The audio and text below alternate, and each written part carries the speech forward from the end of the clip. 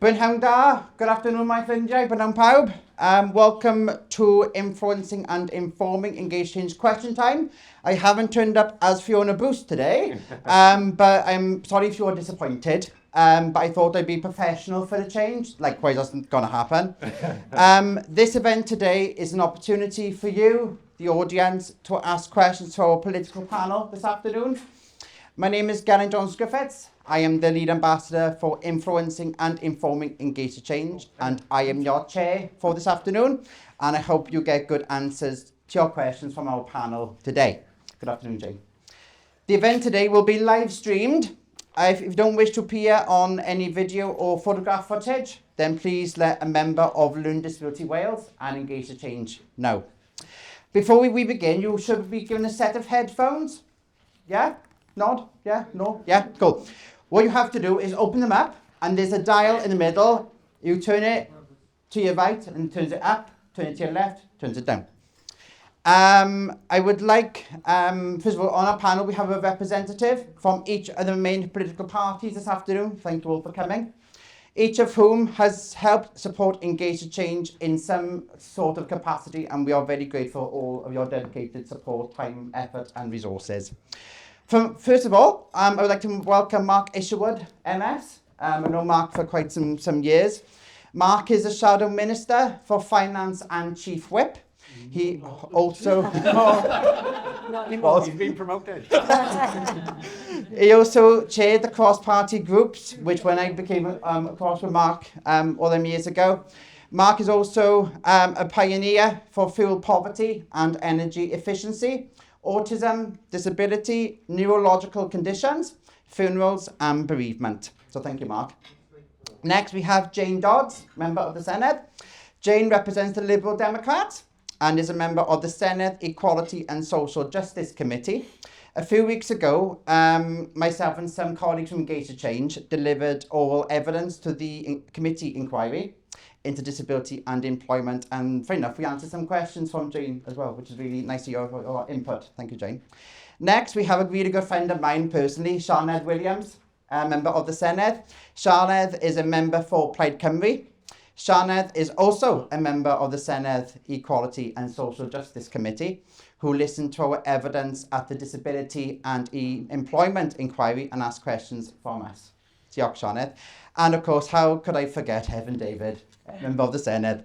Hefin represents Welsh Labour. Back in July 2023, Hefin wrote a report called Transition to Employment, and fair enough, some of the recommendations Hefin highlighted came from Influencing and Informing Engaged Change, and he mentions us in the report. So diolch, Hefin. Right, without further ado, our first question comes from Stacey Traylor, and Curtis Marshall is going to ask Stacey's question on her behalf. Hi, I'm Curtis. I'm the first trustee, and this is from Stacey Traylor. So she says, imagine if you had a learning disability. What support do you think you would need, find, and keep at work? Diolch, Curtis. Can I start with Hefin for this question initially? Okay. Oh, you do. I asked you if we were to start with, and you didn't tell me. Can you hear me? Oh, it's not working. Can you hear me without the microphone? Yeah. So, first of all, I want to say one thing before I get into the question, right? You've probably seen Question Time, and you've seen politicians having bites out of each other, and, you know, Liberal Democrats saying they're all as bad as each other, and Conservatives, you know. It's not going to be like that today. Don't be disappointed. Because I've said publicly on Sharp End TV that Sianed and Mark, and Jane as well, they're champions for the things we care about. And if we're going to achieve things for our young people, we've got to work together. And I'm really pleased to say that Sianed, Mark and Jane are as passionate about this subject as I am. And they are doing that work, and we are working together. This session today was set up in our agreement, wasn't it? You know, we probably might have a policy disagreement, but this isn't about electioneering. This is about finding how we can get a pathway through to help people. The other thing I want to declare an interest, my daughter Caitlin is autistic, and she's got severe learning disabilities. She's 9 years old, and everything that I've seen, the pathways that people are on, my daughter is treading that path. She was diagnosed at the age of 3. She's not quite non-verbal, but uses echolalia and phrases for communication. So I've seen this, I'm living this as much as you guys in this room are living this. I'm living the path and I'm living the life, and it's massively challenging. So where my report came from, which Geraint mentions, transition to employment, imagine if you had a learning disability. Well, I don't really need to imagine because I'm seeing it every day. What support do you think you would need to find and keep paid work? So I'm going to go straight to the recommendation in my report. Recommendation 8. I'm going to read it out if that's okay.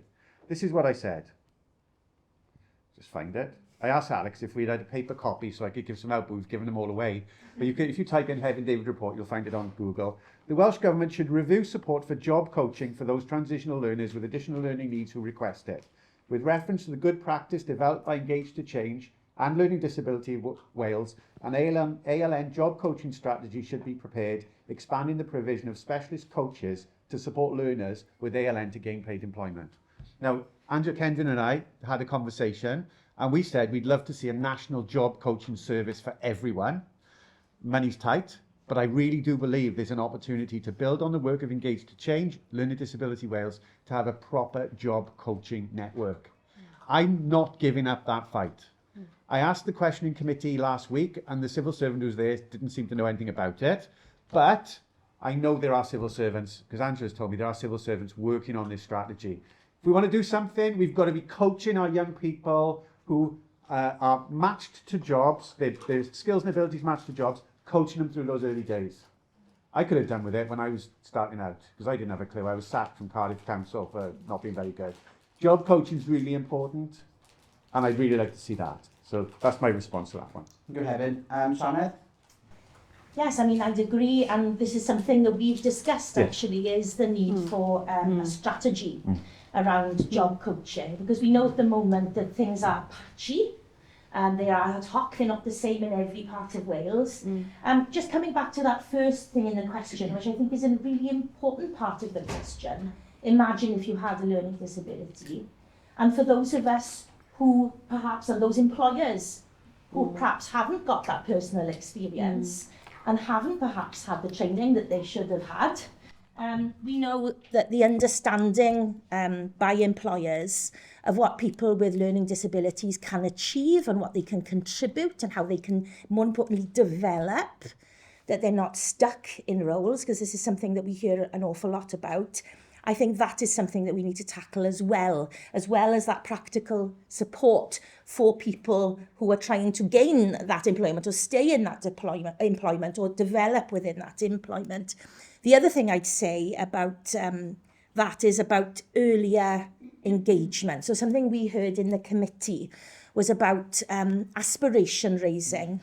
So too often in schools and from a very young age, people with learning disability are told, or autism are told, you can't do this, this isn't for you.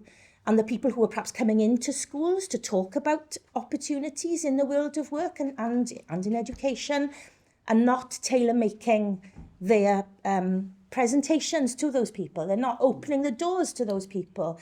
And we even heard terribly distressing evidence where people had been left behind in a classroom because, you know, the rest of the class had been taken off to do some work experience and they'd been left behind. So I think there's a job of work definitely as regards practical support and having a strategy around that from government, but it also is about creating an awareness with employers and an empathy and an understanding, and also making that engagement within, you know, to get to people at an earlier age possible as well. Yeah, definitely. Thank you, Sianed. Mark? Thank you, and I agree with all the comments we've heard. If I'm not loud enough, let me know and I'll use the microphone.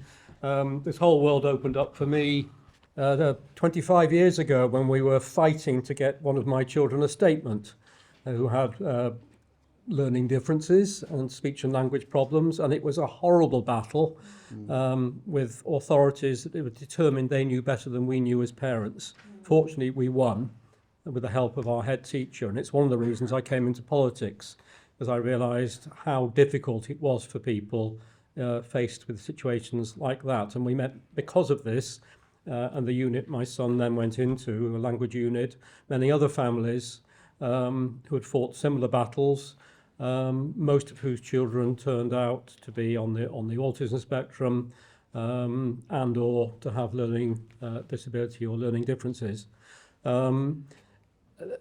As chair of the cross-party autism group, which I've been privileged to do now for 14 years, I think, we regularly hear, and I regularly also get private constituent casework from people who are being blamed, bullied, discriminated against by often very senior people in public roles, but also in private companies, who don't understand the need to take the time to build trust, get to know what that individual's communication, sensory, processing, social needs might be, and adapting them to those with the individual, so that that person can then access the employment process, can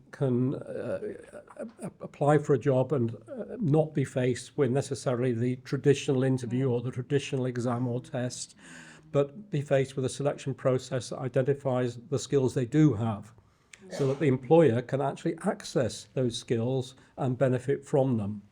And once in employment, and we hear about things like the Disability Confident Employers Scheme, and a few weeks ago I was presenting awards in Wrexham to some disabled people who had gone through the programme successfully, and some of the employers who had successfully employed them.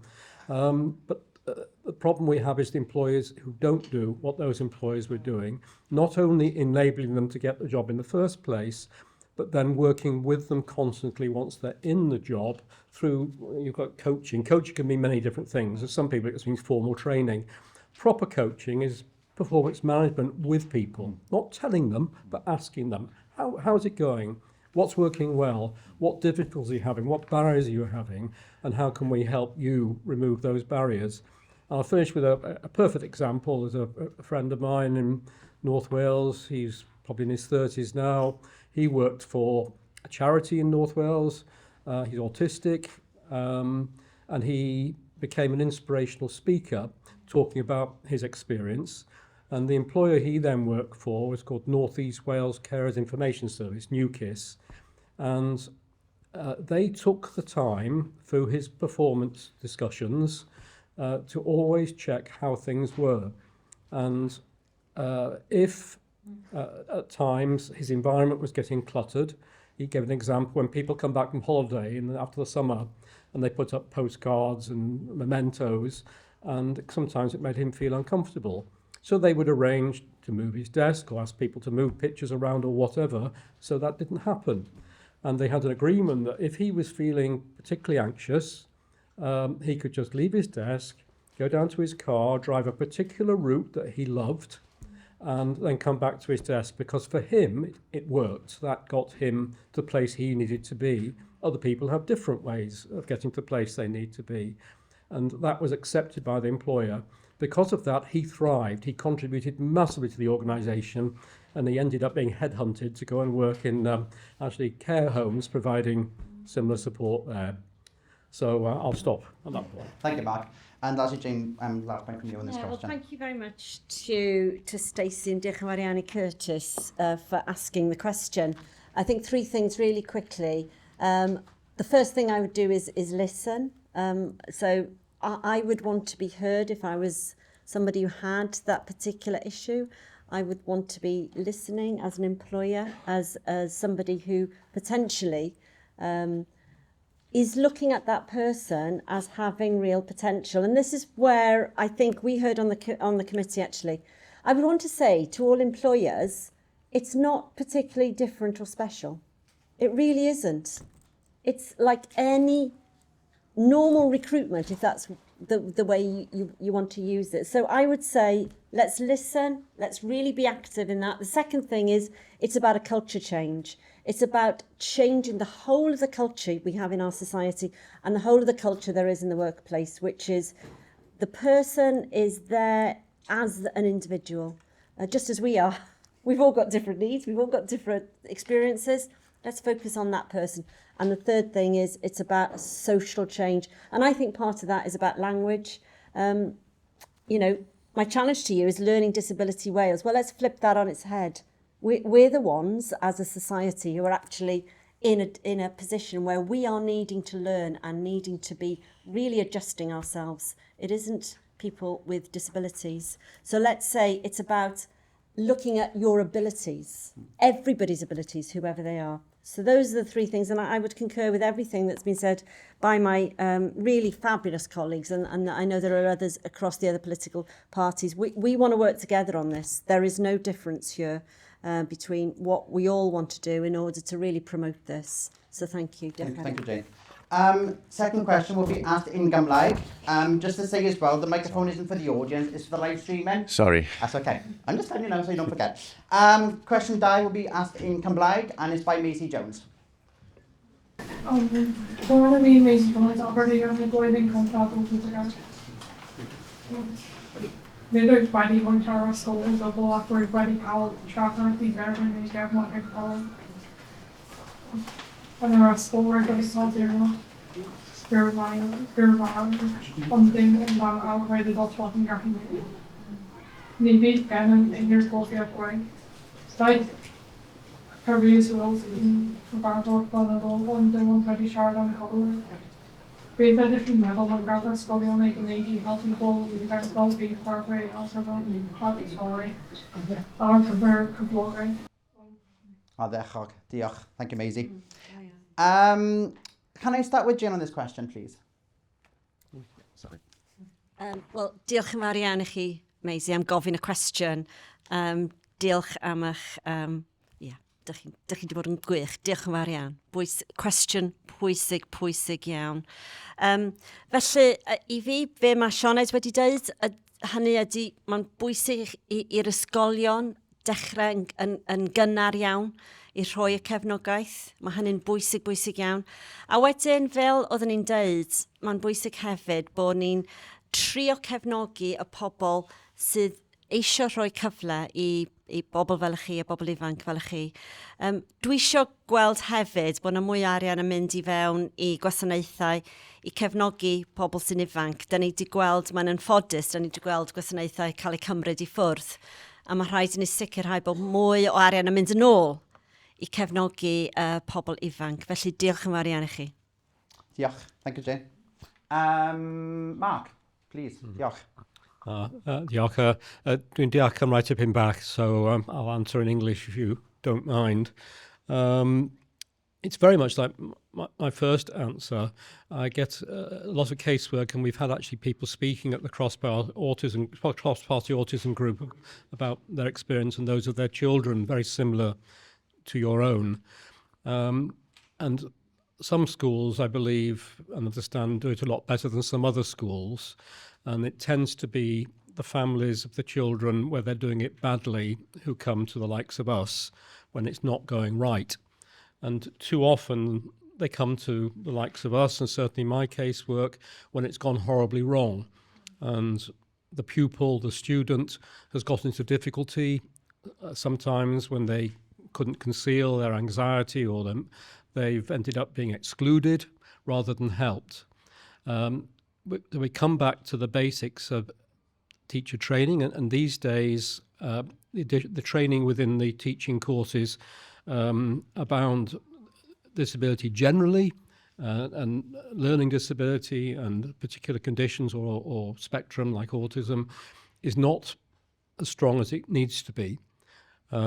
Again, when I was a new member 22 years ago, we did a review of all this, and we learned that the days when there were specialist courses for trainee teachers to specialise in what we used to call special educational needs, it's now additional learning needs, no longer existed.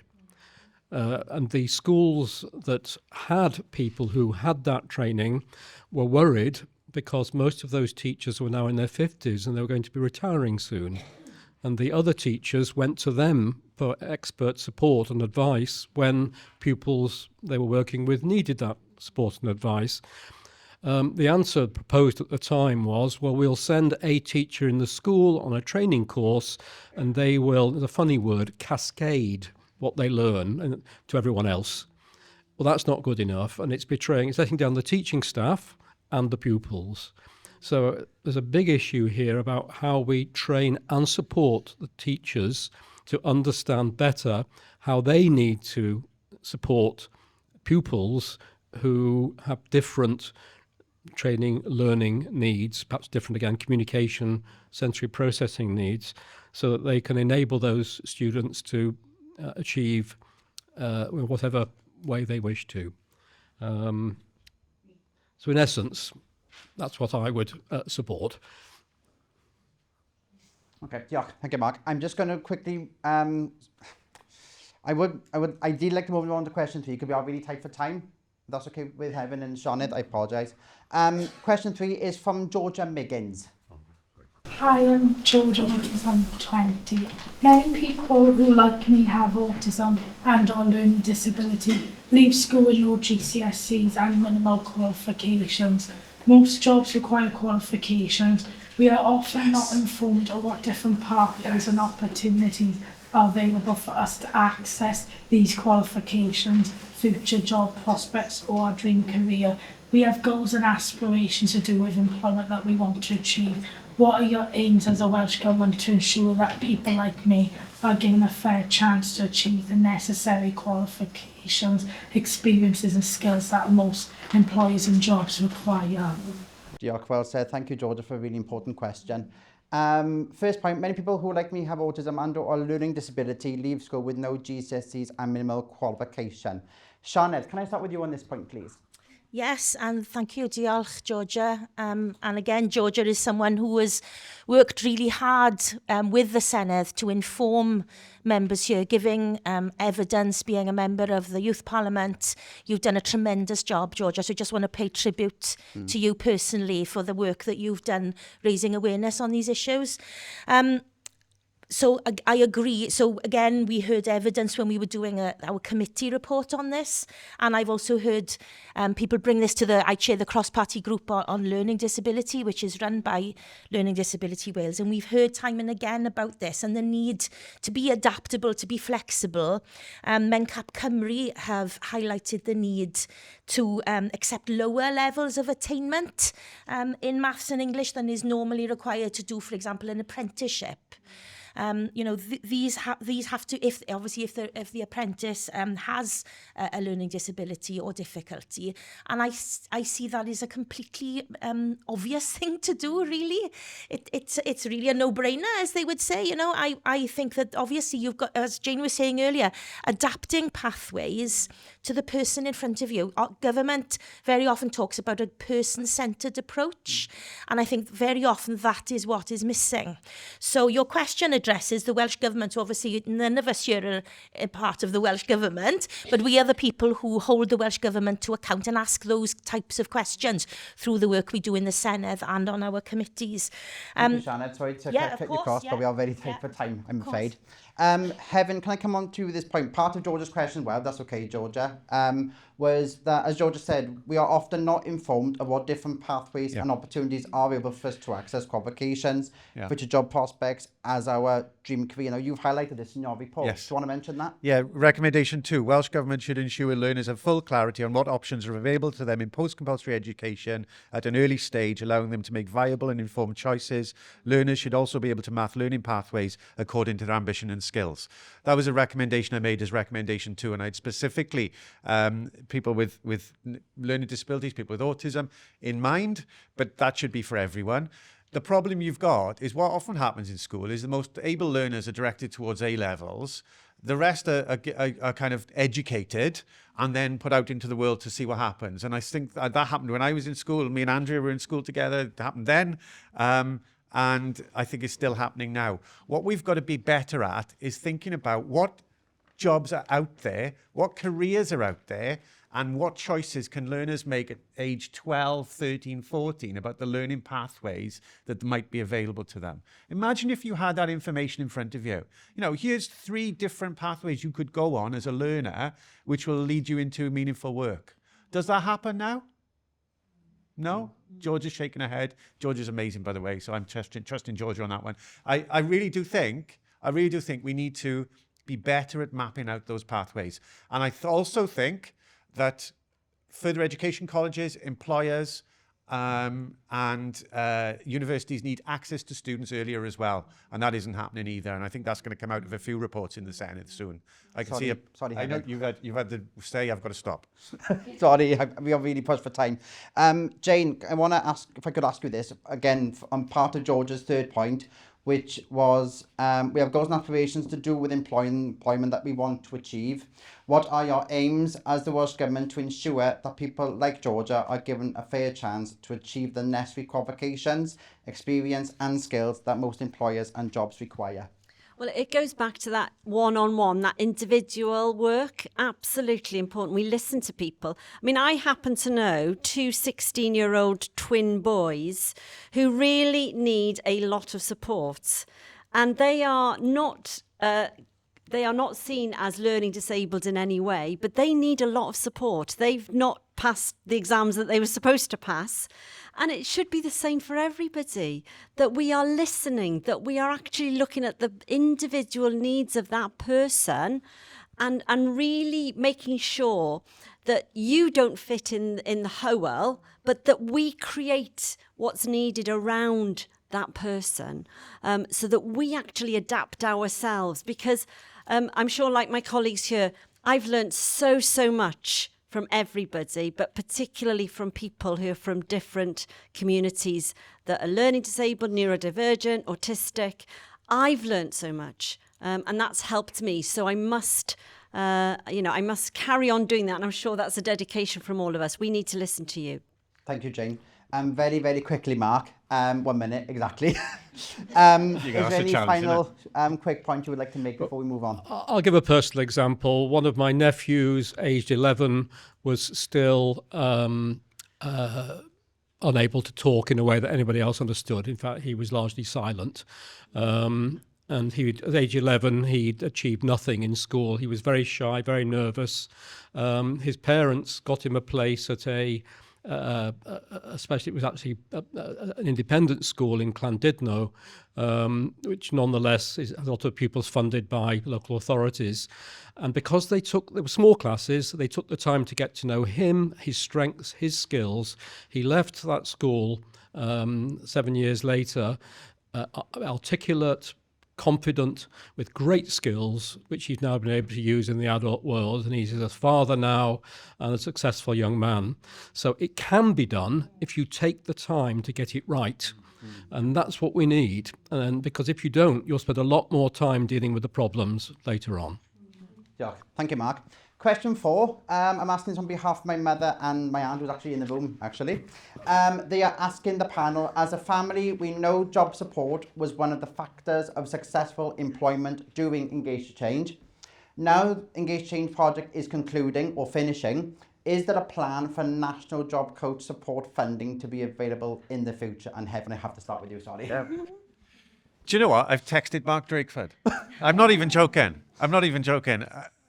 Andrea, haven't I? So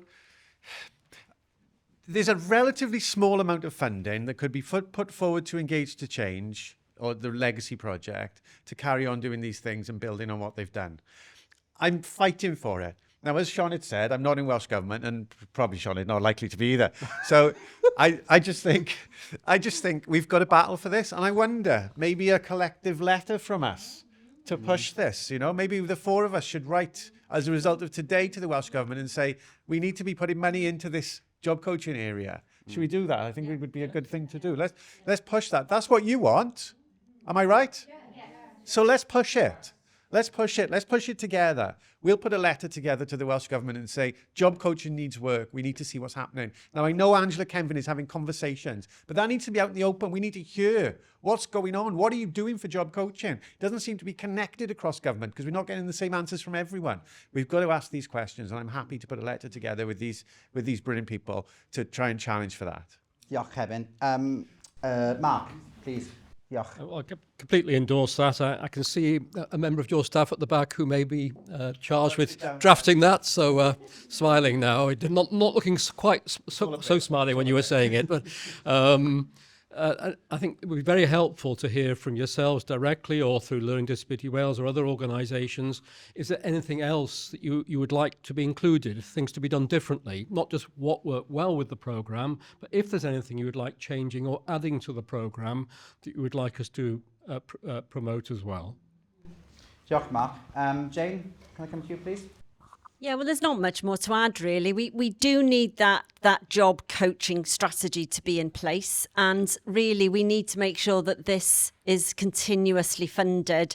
As Sioned says, Sioned and I know Mark previously and Heaven previously, we've just done an inquiry on what we call the disability employment gap. And it is absolutely unacceptable. Wales has the highest, that's the gap in terms of people who don't have a disability and those who do. The gap in Wales is the highest across all the 4 nations. That's not something we should be willing to accept here in Wales. And I think Heaven's idea of us writing jointly and continuing to lobby the Welsh Government is really important. And we need your help in that. We really do. Let's work together to make sure that happens. Diolch, Jane. Sioned, may I? Just very briefly, so this is again something that we, and Geraint, you gave evidence to our committee on this. The government will have to answer. We discussed the draft report yesterday in committee. It'll be published soon, and then the government will have to answer the points that we make in the report. So we will have an answer from the government around a national job coaching strategy. Yes. So we'll be able to see what they're thinking on this, but certainly, we will continue to lobby, and I know through our various cross-party groups that we'll continue to do that as well. And that's the importance of the cross-party groups too. It does give you a way to be able to write a letter on behalf of people who really know what they're talking about, to say this is the evidence, and then it's very hard for the government to deny that evidence. I agree. It's pushing that person's voice, and I completely agree with all 4 points. Diolch yn fawr. Question 5 is from Tom Oakes. He's unable to attend this afternoon, but I'm asking it on his behalf. So question 5, Tom Oakes' question is as follows. How are you going to train more job coaches to support adults with learning disabilities and or with autism to gain the confidence and access into the world of work? Mark, can I start with you on this point, please? Thank you. Well, in part, this is linked, I think, to the last answers you've had and how the Welsh Government responds to the report and the joint letter that we've agreed that we're now going to send. How will the funding be there, and what's the incentive going to be for people to want to take the training to become the coaches? To what extent could peer mentoring support that, but also to what extent could and should the employers themselves be also providing individual coaching support within the workplace to people, or everybody should be having individual performance management and coaching support, whatever their abilities or disability might be. But that should be integrated into any accreditation that any employer receives for providing disability or disability competent employment, not only at the devolved level, but the UK government says it's revising its programmes. I think we need to see this incorporated at UK level also. Diolch, Mark. Can I come to Jane next, if I may? Well, just really quickly, I'd like to see what I would call a strategy, a workforce strategy, a clear workforce strategy. And within that, I'm a great fan of targets. I want to see targets set for the employment of people with a wide range of disabilities. I think that is really important because at the moment, I don't know what the aspiration is of the Welsh Government in terms of employing people who have learning disabilities and other disabilities. I don't know what they want. I don't know what their vision is. I don't know how they're going to even get there when they do state what that vision is. So I want to see a clear workforce strategy in place that ensures that we have targets in place. And again, that has to be working with yourselves and organisations across Wales to ensure that we get that right. Let's not make it too hefty, though. We just want that quick and easy. Let's just get on with it. Diolch, Jane. Sioned? Diolch. Yeah, for me, I think it's about also clarifying expectations. What do we expect? What do we expect should be available? You know, what when we say job coaching, what does that look like? So because we can only ask the government to resource something when we know what it is we want that thing to be. You know, they could resource all kinds of things, but it may not be the right thing. So I think getting a clarity from the government on what people can expect, what kind of support people can expect and what that looks like, and then we can get the resource behind it. I think the thing about confidence is really important here. And for me, this comes back to the social model of disability, because we talk about it an awful lot. And Mark saying about the casework he gets, most of the casework I get from people who are disabled, who have learning disability, who have autism, is that social model doesn't actually exist in reality. You can talk about it all you like, but it's not there. And that's what affects people's confidence, because they see barriers rather than feel that they are part of the world that they are part of. So I think that we need to do more work on that, making the social model a reality in everyday life. Diolch, Sianed. And finally, Hefin. I won't add much more, just to say strategy is really important, but we also need to know, is there a labour market there? Are there people out there able to take these jobs up, you know, to be job coaches? And if they are out there, if you're just paying them a living wage, then they might be better off working in Tesco's. So you've got to think carefully about proper pay and structure with that as well, and putting it on a par with nursing, for example. You know, that's the kind of level of job coaches we need. Are the people out there? Can we train them? Can we pay them? 3 key questions we need to answer. Diolch, Hefin. Right, for time, I'm going to jump to question 7. And it's been asked by Andrew Worsley, Tyler Savory, and Jacob Megan.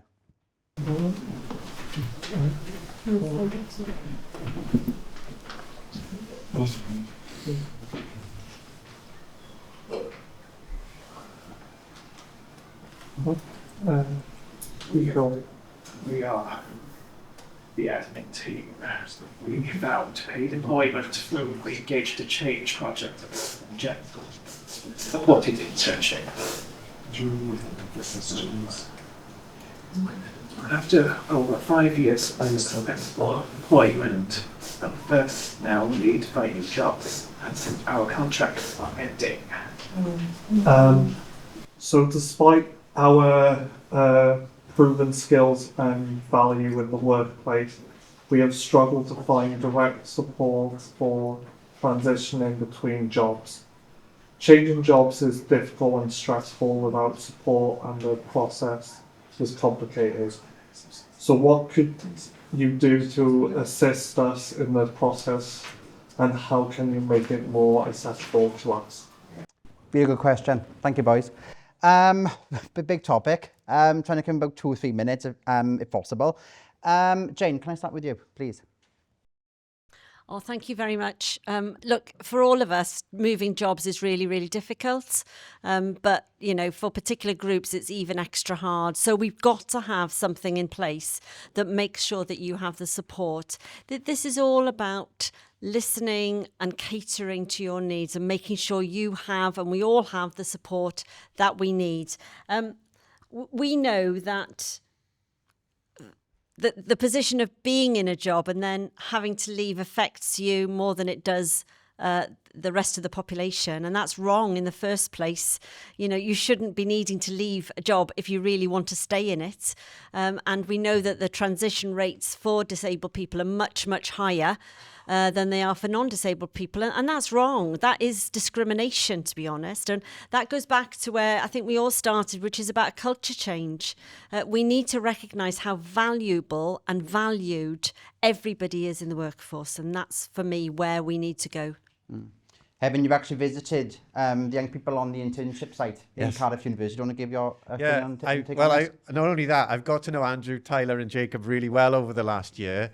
And I even joined them on their Christmas do when they were at Boom Battle Bar in Cardiff throwing axes. Unfortunately, I'd had a couple of beers on my Christmas do, so I didn't join them with the axe throwing. But I've got to say, these 3 young men, I'm so impressed by. But the reason they've had the opportunity to show their skills is because of Engage to Change. So there's an answer there, isn't there? You know, we need more programs like that. I'm really sorry that your employment's coming to an end. I've tried to fight for more funding for you and it hasn't worked. But, you know, the skills you've got now should stand you in good stead, providing you get that support through applications. Unfortunately, there are a whole load of other people out there who have the same skills but haven't been able to show them. So that's why things like Engage to Change is so important for achieving this. And I know, you know, as I said, I was talking to Andrea yesterday. She's glowing about the work you guys do. You know, you're the A team. Well, there's only 3 of you. You know, you're doing a really, really good job there at Cardiff, and I think you're going to impress whichever employers you apply to. One thing I'd say, I'm dreadful at interviews. I'm not entirely neurotypical myself. I'm dreadful at interviews. So any kind of support with that would be really good. But also getting employers to understand that it's not the interview, it's the person. It's matching those person's skills to the job to that person's skills. And job carving is really important too. Employers need to engage with that. So I'm really confident you guys are going to do well with support, but we also need to work on those people coming up behind you. Particularly, I'm looking at my little Caitlin. You know, she's making her number block figures out of plasticine. She's amazing at it. I wonder, you know, can we get a job for her somewhere around that kind of area in 10 years' time? You know, would that be possible? Diolch, Kevin. Shanna, we touched upon job carving when we gave all evidence in the Social Justice Committee. Do you want to elaborate on any points that's already been mentioned? Yes, well, I suppose again for me, there are some wonderful programmes out there. There are some excellent employers. Some people understand the value of job carving, right? But then so many others don't. And this comes back to one of the essential points I think we've talked about in many of our answers this afternoon, is that there just seems to be cliff edges all over the place. There seems to be, the support isn't holistic. There are many different types of eligibility criteria, age restrictions, which cut across these things that should all really be knitting together. So I would like to see some of those barriers broken down. And again, I don't think that that's impossible. No. It is to do with resourcing, but it's also to do with culture change and a pan-Wales approach. Because I think we heard very strongly, didn't we, from some places in Wales where some of the firms absolutely get it and they're giving excellent employment opportunities to people in their local area. But then in others, it's a complete desert. So we need to have a pan-Wales approach to this, I'd say. I agree. And also as well, picking on those points as well, that there needs to be more easy with application forms as well. I think another touch on this as well. Mark, can I come to you, please? Thank you. Well, firstly, let me say, given, as you put it, your proven skills and value in the workplace, I'm sorry they're not renewing your contracts. And I'm sure you know this, but the first thing you must ensure you ask for is the references to take to future employers so that those employers can tell them how good you've been and about your skills. The broader issues, some of these are the responsibility of the UK government, some the Welsh government, and the two need to work together on this. An example was the Work and Health programme, and it was that programme I was giving awards for a few weeks ago, and I mentioned in Wrexham, has come to an end. It's a UK government programme. It didn't work for everybody, but when it worked well for many people. So we need to know if the UK government is going to be replacing that and when and how that's going to operate, and hopefully how it's going to be designed with you, not for you, so that they understand the barriers you encounter. Similarly, Job Centre Plus, you know, when you lose your job, you have to contact Job Centre Plus. Well, there needs to be people in each Job Centre Plus who have at least, well, more than an awareness training course, who hopefully have lived experience, have a deep understanding of the social model of disability, of the barriers that people encounter, so they can work with you as individuals to identify your barriers, but also the strengths you have to sell to the employers, and then to go out, as the Work and Health programme did, for example, to employers to sell to them the benefits of employing you, of employing disabled people and accessing the skills you have. And finally, I mentioned the UK government's reviews. I'm only reading in the press what's going on. Nobody knows for sure. But there was also reference in something I read over the weekend to the Access to Work programme. Well, at the moment, that's got a big backlog, a time backlog. But despite that, we need it. And we also need it to better incorporate the needs of people with what I call hidden impairments. So it's easier for an employer to recognise a need if somebody's in a wheelchair, for example, than if they look just like anybody else, which Sorry, of Mark, course I'll have to yourselves stop you there. do. We are very tight for time, I'm afraid. Last question from question 8, and this is from Joanna Jones. Hi, good afternoon.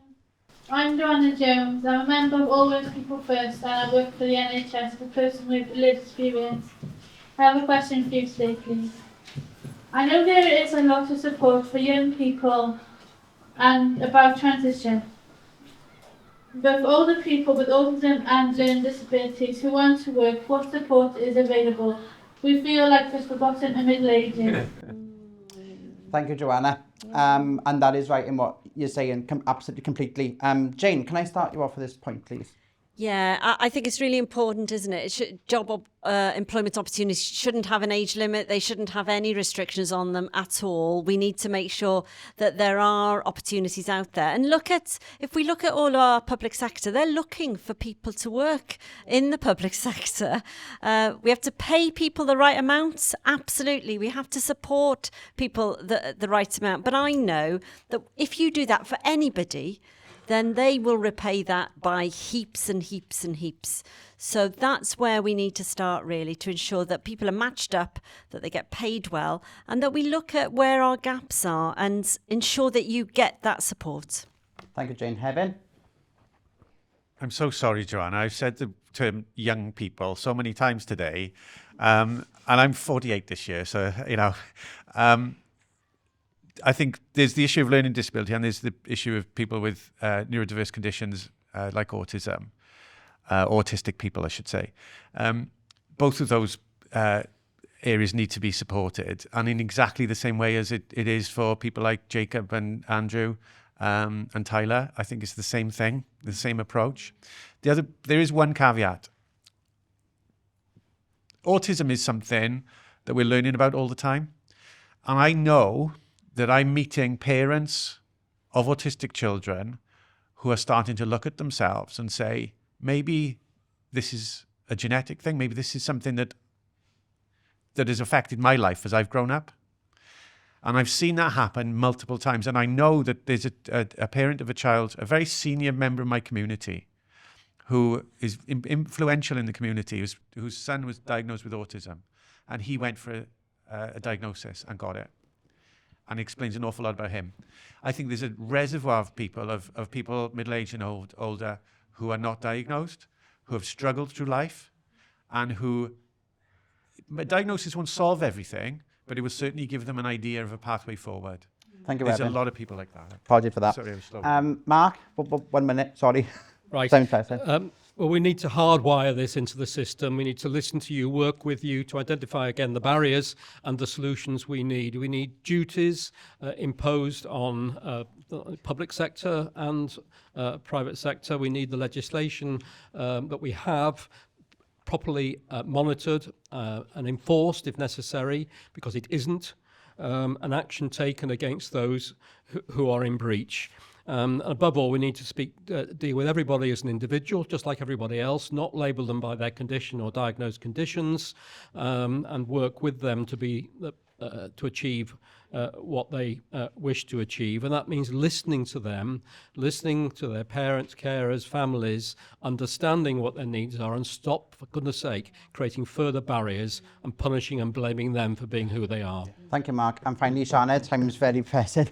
Yeah, just very quickly. So, that flexibility thing that we've talked about really all afternoon, about these ridiculous cliff edges and the ridiculous restrictions there are on especially age limits has come up very strongly in the report, hasn't it? That we've looked at, but I think as well. We need to lead by example. So what the Welsh Government does have power over is the public sector. There are far too few disabled people working in the public sector.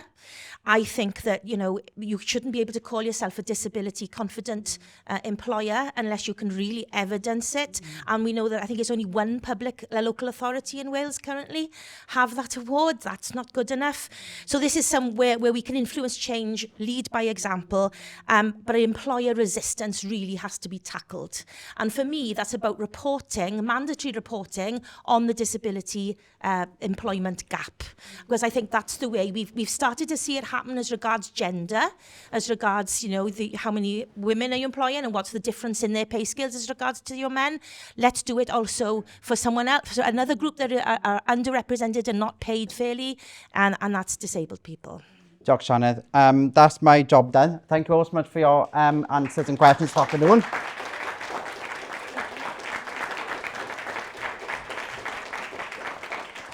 Just before we depart for networking, I'd like to invite my boss, Angela, to come up and say a few words, please. I didn't know you can do that, Geraint. I just did. You're everybody, boss.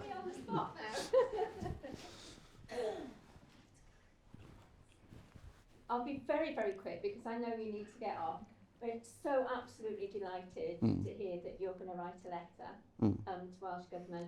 I think help us write it. Yeah, I mentioned it earlier that, you know, I've been having lots of conversations with them, but unfortunately everything that we've been talking about isn't going to hopefully come to fruition until after we've finished at the end of March. So we're really asking you, you know, to push them with this, because we've been talking to them for quite a number of years now about job coach support being made available through all employability and skills programmes.